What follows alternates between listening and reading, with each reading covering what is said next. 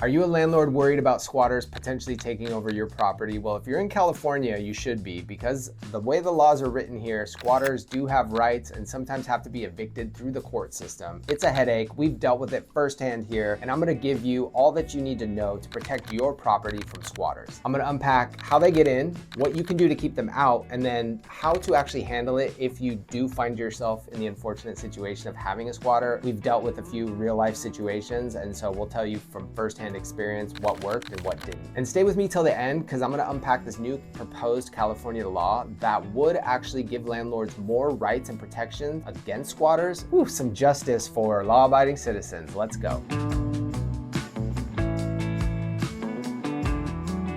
First off, I'm Steve Welty, CEO of Good Life Property Management. All right, so what are squatters really? So some people call them trespassers, but there's actually a difference. So a trespasser is someone that breaks in but doesn't have an intent of living there, whereas a squatter breaks in and has an intent of living there. So under certain conditions in California, squatters can actually gain legal ownership of your property. If they live there 5 continuous years or pay property taxes or upgrade the property, they can actually get the right to own it. But that's not what we're talking about here. Most people are concerned about the break-in squatter. Most of the time what happens is somebody breaks in and then you show up to your property and there's someone living there. Another less common way, but it can happen, is rental scams. Someone poses as the landlord for a property and gets access through various means and tries to rent the property to someone. So tenants, be on the lookout if a priced property appears too good to be true, like, oh, this house that should be $4,000 a month is only $2,000. Be careful. All right, so how do squatters get in? So we've actually talked to a real life squatter that we kicked out of one of our properties and asked them, like, what made you target this property? They say, we generally look for properties that look vacant and look like nobody's been by in a while. So they will find these properties that have tall grass or mail piling up, or just looks like nobody's been there in a long time, look unkept, and they'll usually go around the back, find a window that's open, maybe break a window, jimmy open a door, or gain access through some other means. So that is the first step in protecting your home from squatters, is make sure your landscaping is kept up nice. If you have mail being delivered, somebody's picking it up, that you have adequate lighting that makes it look like someone might actually be there at night. And it's not a bad idea, if you have a Ring camera, to leave it being monitored during your vacancy. So the best way to keep them out is lock down the property, like we talked about. Make sure all the windows, doors, everything is locked, adequate lighting, potentially a video camera, and then also do regular inspections. So have someone go by the property if you can't, at least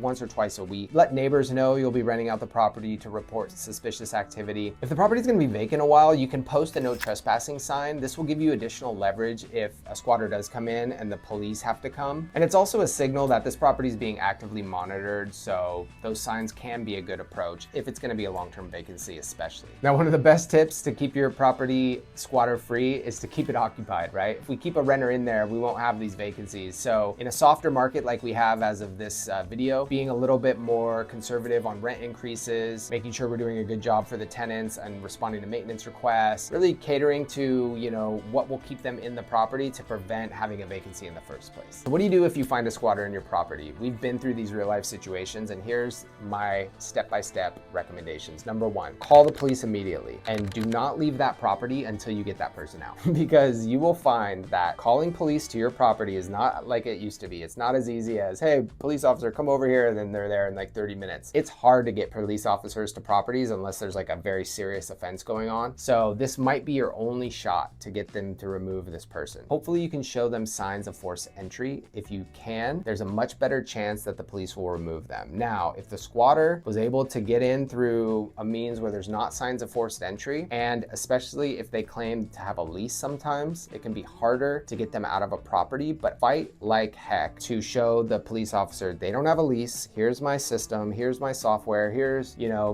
my vacancy still on the market, this person, make them show the lease. If you fight and you're relentless, you have a way better chance of getting them out of the property, and this might be your only shot. So just be relentless and be adamant that the police remove them, and prove through whatever means you can that they do not have legal right to live in your property. So if you get the police there and they won't remove them, then you got to move to step 2, which is file a forcible unlawful detainer. This is a 5-day forcible unlawful detainer. Have an attorney serve it on the person there, and this puts them on notice that in 5 days you're going to start evicting them to the court. Now, I recommend doing this right away because you want to put pressure if you're not able to get them out through the police. And then you'll also want to move to step 3 in most cases, which is start negotiating a cash for keys. Because if you can get them out for, you know, $1,000, like a nominal amount compared to evicting them through the court system, which can sometimes take months, then although it won't feel good to write them that check or give them that money, getting your property back might actually save you a lot more money and headache in the future. The key is really speed. You gotta be quick. The longer someone stays in the property, it's harder to get them out. So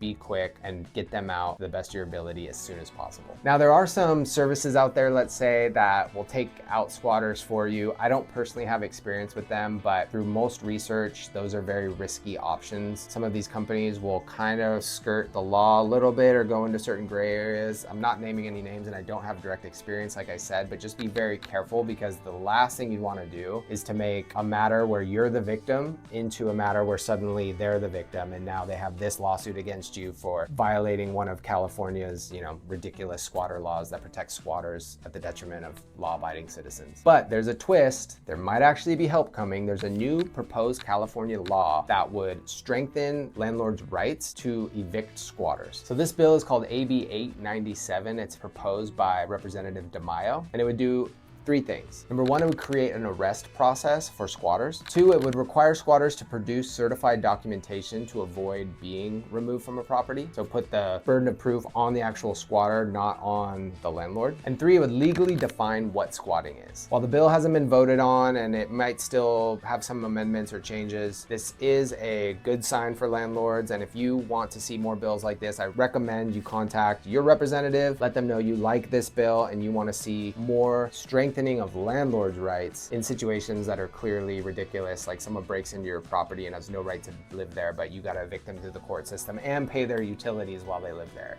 Jeez. Thank you for watching. If you like this video, please give it a like or drop a comment and consider subscribing. I will keep you updated with everything you need to know for being a landlord in California. Make it a good life.